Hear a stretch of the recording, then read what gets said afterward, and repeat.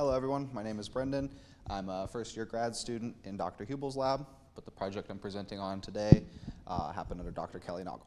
So I'm going to be presenting on quantity, intensity, and enjoyment of physical activity during virtual reality in children. This is kind of the first study that happened before Zach and Zalia's study, so a lot of this is going to be familiar at this point. So let's get into it. So just a little bit of introduction on things.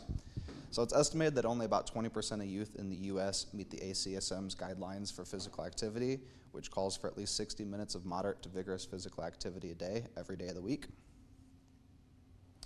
And then we have these virtual reality systems which allow a person to feel like they're in a different place and interact with a 3D environment.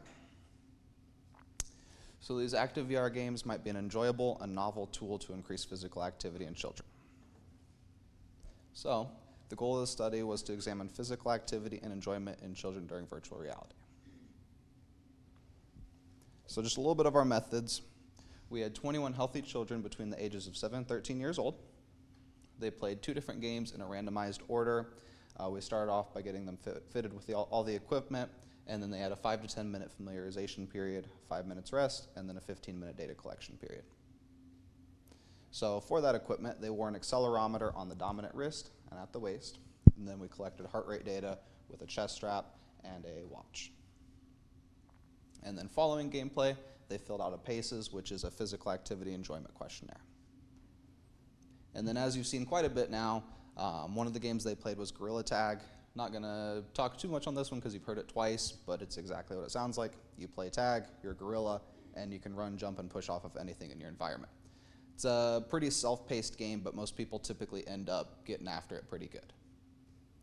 And then we have Beat Saber. It's a little bit slower, more moderate-paced game.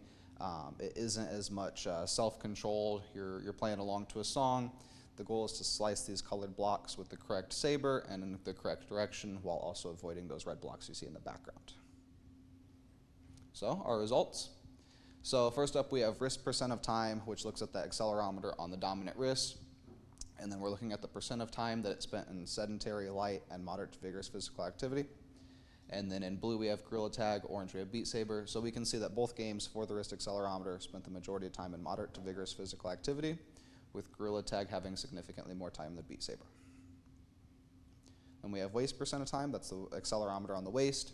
We can see both games spent a lot more time in sedentary this time around, with Gorilla Tag still having about a third of time in light and moderate to vigorous physical activity, and Beat Saber having closer to a quarter in light to moderate vigorous physical activity. Thing to note for this one is that Gorilla Tag did still have significantly more time than Beat Saber in light and moderate to vigorous physical activity. Then we have percent heart rate reserve. That's looking at the heart rate data we collected. So we have average and max numbers. So for average, Gorilla Tag reached about light intensity, and for maximum, Gorilla Tag got into moderate intensity. And then for average, Beat Saber was just below light, and for maximum got into light intensity. And as we can see, Gorilla Tag also had significantly greater time for average and max heart rate reserve. And then we have our average paces. This is a 1 to 5 Likert scale. Higher the score just means that the game was more enjoyable. Both games were pretty much the exact same, just a touch over 4, which meant they were highly enjoyable. So our conclusions. So based on the heart rate and accelerometer data, it appears that Gorilla Tag sits in about light to moderate intensity activity, and then Beat Saber is just below light to light intensity.